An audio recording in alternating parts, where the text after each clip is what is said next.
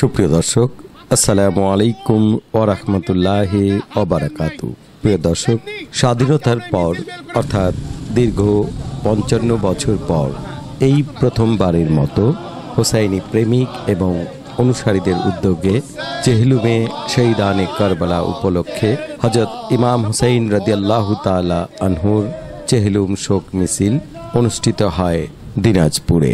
এই পবিত্র চেহলুম শোক মিছিলটির সার্বিক ব্যবস্থাপনায় ছিল বাংলাদেশ শিয়া মুসলিম সম্প্রদায়। প্রিয় দর্শক, শোক মিছিলে ঢাকা, রংপুর, রাজশাহী, সৈয়দপুর, পঞ্চগড়, খুলনা সহ উত্তরবঙ্গের বেশ কয়েকটি জেলার হোসাইনি প্রেমিক এবং অনুসারীরা যোগদান করেন আজকের এই চেহলুম শোক মিছিলে।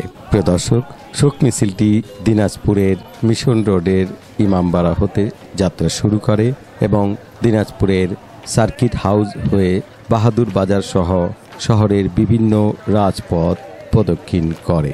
প্রিয় দর্শক, আজকের এই চেহলুমের শোক মিছিলটির নেতৃত্ব দেন হুজ্জাতুল ইসলাম ওয়াল মুসলিমিন মাওলানা সৈয়দ আফতাব হুসাইন নাকবি এবং বাংলাদেশ শিয়া মুসলিম সম্প্রদায়ের আহ্বায়ক মির্জা আসলাম আলী।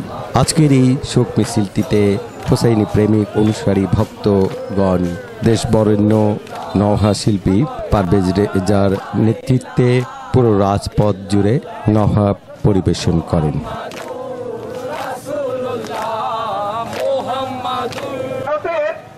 একটা রাজ্যে খাজা মনিরুদ্দিন চিশতি শোক র্যালি বের করেছি। অবশ্যই ইমাম হুসাইনের শোকে শোকার্ত হওয়া এটা একটা ইমানের অংশ এবং কোরআনে যেকে ফরজ করা হয়েছে। আপনার পরিবারের যদি কেউ মারা যায়, আপনি অবশ্যই সেদিন ব্যবসা বাণিজ্য করবেন না, যানবাহন চালাবেন না, ভালো খাওয়া দাওয়া করবেন না, কারণ আপনার পরিবারের প্রিয় বাবা ভাই বোন ইন্তেকাল করলে আপনি যেমন শোকাহত হবে, তেমনি বাবা মা ভাই বোন সকলের মধ্যে ইমাম হুসাইনকে সম্মানিত হবে।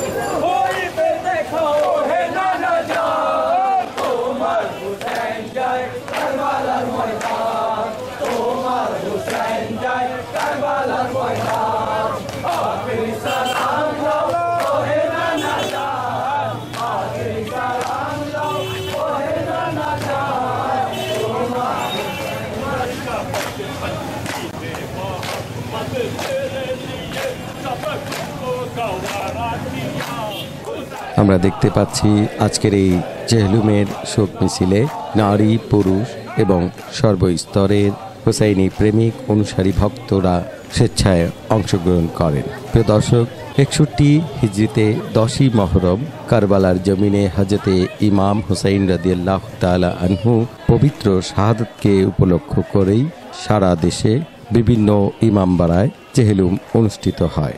এই প্রথমবারের মতো দিনাজপুরের এই চেহলুম অনুষ্ঠান সম্পর্কে সংক্ষিপ্ত বক্তব্য রাখেন হুজ্জাতুল ইসলাম ওয়াল মুসলিমিন মাওলানা সৈয়দ আফতাব হুসাইন নাকবি এবং বাংলাদেশ শিয়া মুসলিম সম্প্রদায়ের আহ্বায়ক মির্জা আসলাম আলী।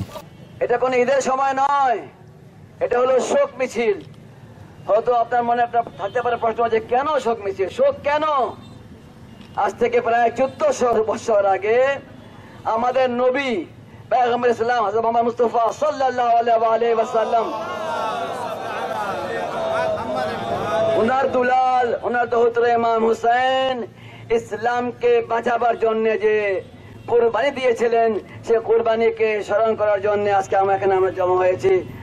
আপনি দেখতেছেন যে আলহামদুলিল্লাহ কত লোক সংখ্যা, এখান থেকে কত দূর আমাদের যেখানে চোখ যাচ্ছে না এই পর্যন্ত আমাদের মিছিল।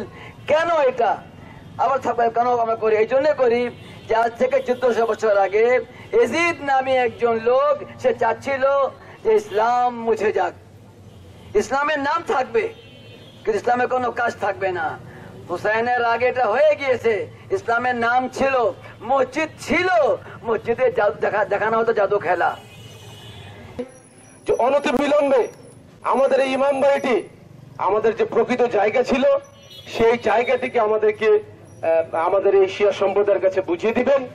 আমরা যেন এই মাইনরিটি, আমরা যে আমার সংখ্যালঘু সম্প্রদায় বাংলাদেশে, আমরা যেন আমাদের এই আচার অনুষ্ঠানগুলো, আমাদের এই প্রোগ্রামগুলো এবং আমাদের নামাজ পড়ার যে জায়গা, সেখানে আমাদের একটা অজুখানা নেই।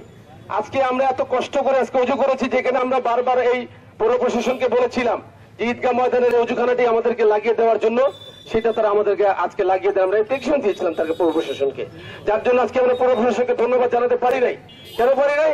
যে আমাদের একটা অজুখানা এখানে আছে বিদ্যমান, সহযোগিতা সে করেন নাই উনি আপনাদের আমাদেরকে। তা আমরা আশা করব খুব তড়িৎ গতিতে, আমরা আজকে প্রায় 10 বছর যাবত এর পেছনে দৌড়াচ্ছি। আমরা 2021 সালে জিডি করেছি, আমরা 2023 সালে জেলা প্রশাসনকে স্মারকলিপি দিয়েছি।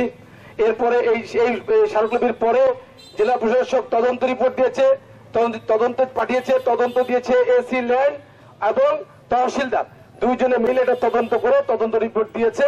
এবং তদন্ত রিপোর্ট, সেই রিপোর্টটি কি আছে আপনারাই জানেন, সরকারি কাগজ, আমরা বলতে পারি না। তো বিধায় ওই রিপোর্টের অনুপাতে, ওই রিপোর্টের ভিত্তিতেই আমরা অ্যাকশন চাই। খুব তড়িৎ গতিতে আপনারা অ্যাকশন নেবেন এবং আমরা আমাদের এই শিয়া সম্প্রদায়ের জায়গাটি আমরা এই দিনাজপুর জেলা প্রশাসনকে কাছে আহ্বান যে আমাদের জায়গাটা আপনারা অতি দ্রুত আমাদেরকে বুঝিয়ে দিবেন। এবং আমরা ধন্যবাদ জানাই আজকে এখান থেকে আমাদের খয়েরপুকুর, সৈয়দপুর থেকে আসছেন, আমাদের সৈয়দপুর থেকে এসছেন, ঘোড়াঘাট থেকে এসছেন, হিলি থেকে এসছেন, বগুড়া থেকে এসছেন এবং দিনাজপুর সদর যারা এখানে আমাদের সাথে আজকে এসছেন এই র্যালিতে, আমরা সকলের প্রতি কৃতজ্ঞ থাকবো। ইনশাল্লাহ অবশ্যই আবার আগামী বছর আমাদের এই প্রোগ্রাম আপনাদের সাথে আমাদের কখন আসিবে বাবা সন্ধ্যা ঘুনিয়ে এলো, কেঁদে বলে বালি সখিনা সন্ধ্যা ঘুনি